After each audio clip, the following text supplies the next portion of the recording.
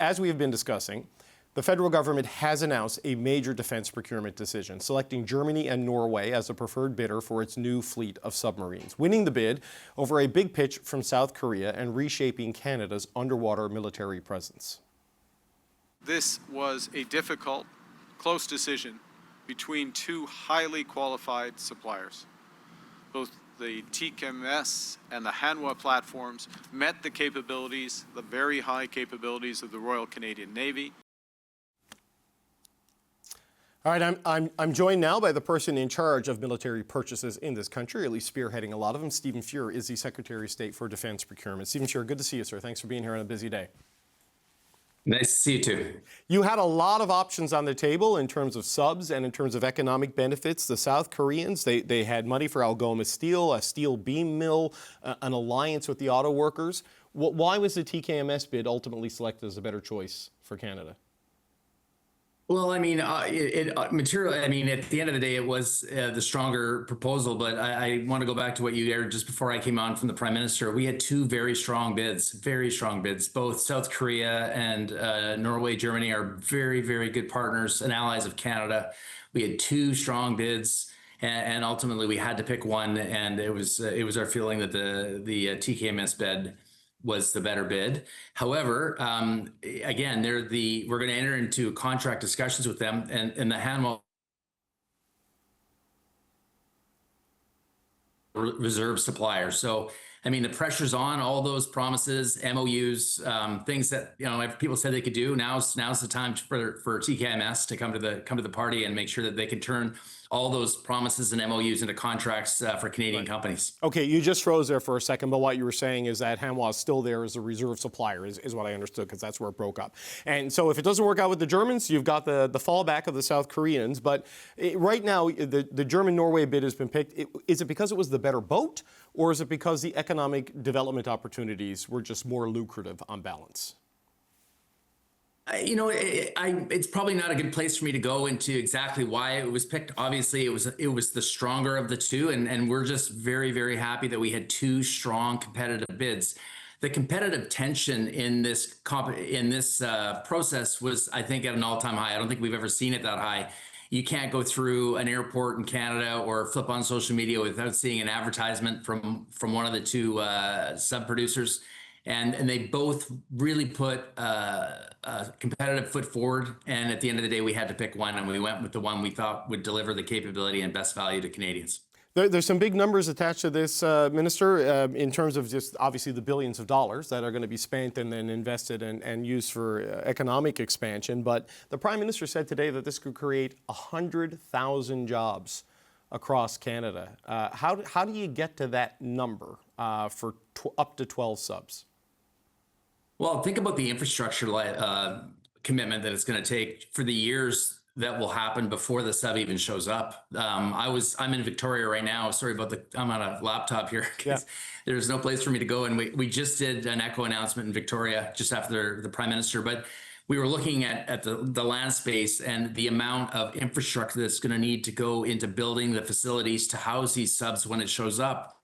It is extensive. So between the infrastructure obligation, the subs, spiral development of the subs over time, there is a ton of opportunity for Canadian workers, Canadian businesses throughout the life cycle of this submarine. So 100,000 individual jobs is what you're talking about here. This is not a person years calculation. When the Prime Minister said 100,000 jobs, he means 100,000 people getting new jobs in Canada as a result of this decision, potentially.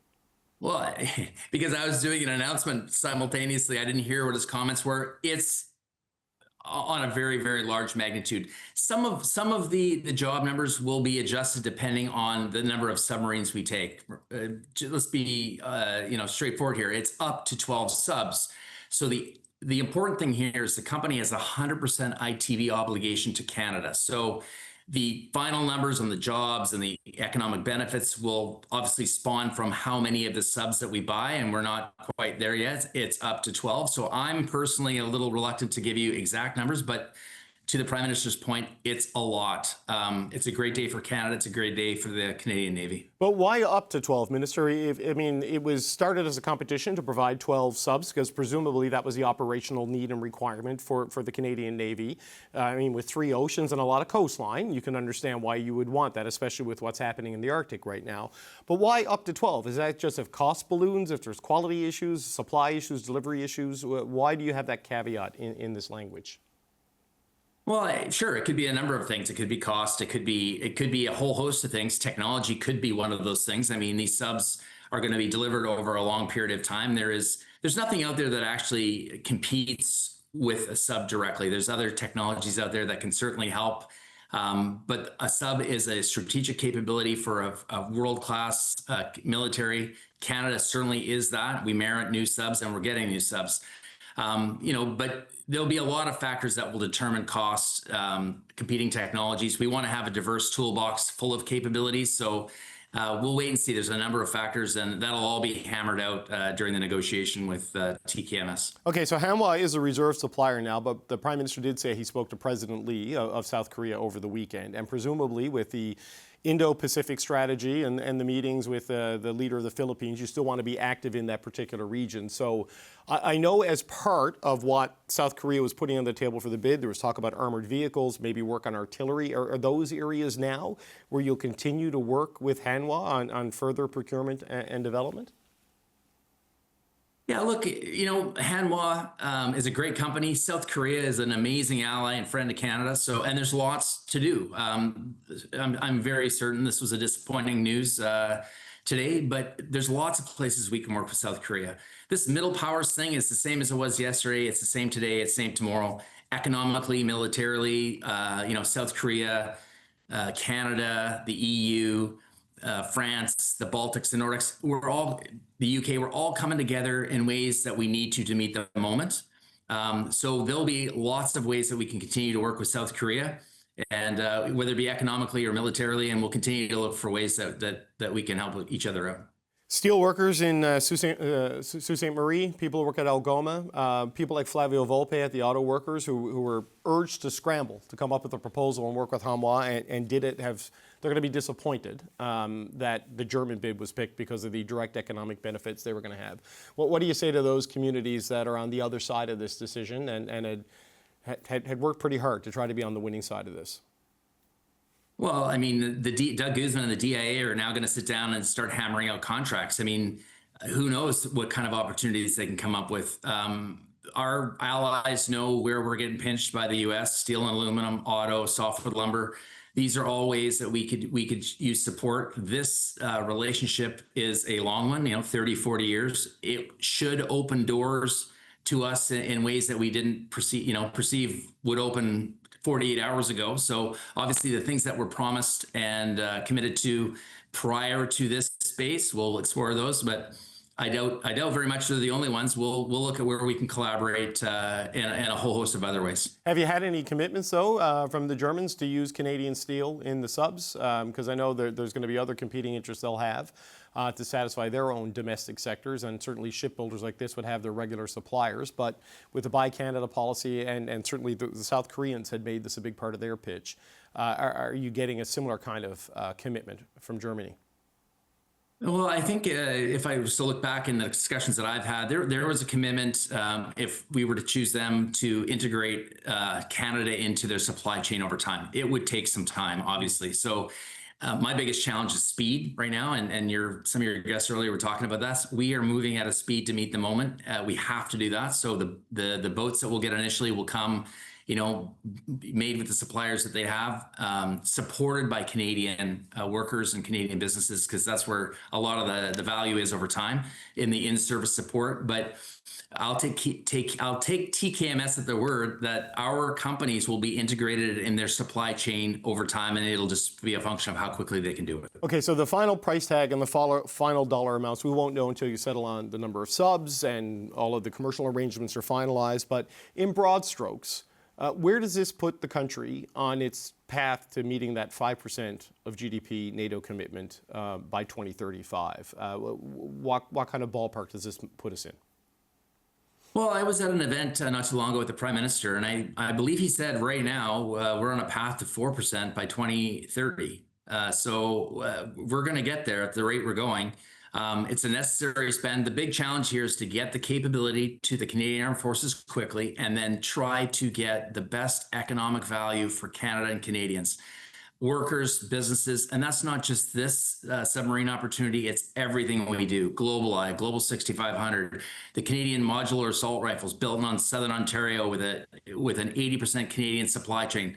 Everything that we do, we're putting a lens on it to not only how do we get capability to our military quickly, but how can we benefit the Canadian economy? This is a good example of that. Okay, so on this particular one, I mean, you've got potentially 18 months to finalize the arrangements with TKMS if you take all the time you need to the end of 2027.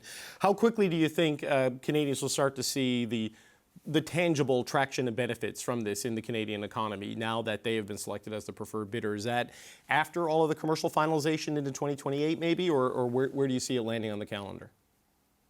Well, I mean, to your first point, sure, the number is 2028 contract word. I think we can move faster than that. So, I mean, just like everything that came before today, we went a lot faster than many people thought we could move.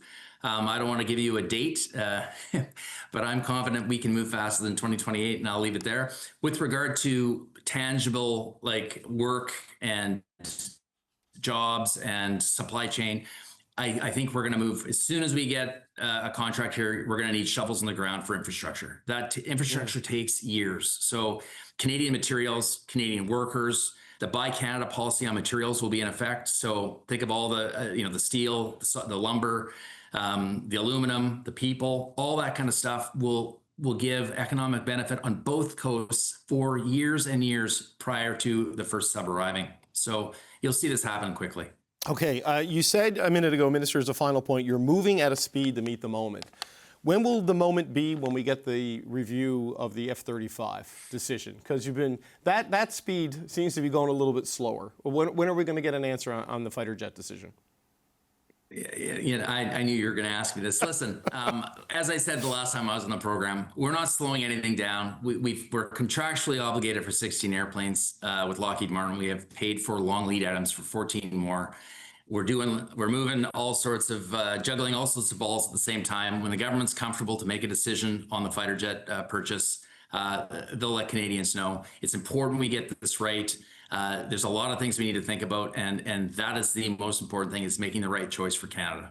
Well, look, the Prime Minister is on his way to Ankara now for the NATO meeting in Turkey. The Americans are going to be there. The Swedes are going to be there. I mean, could we get news at this NATO summit, or is it still to be determined?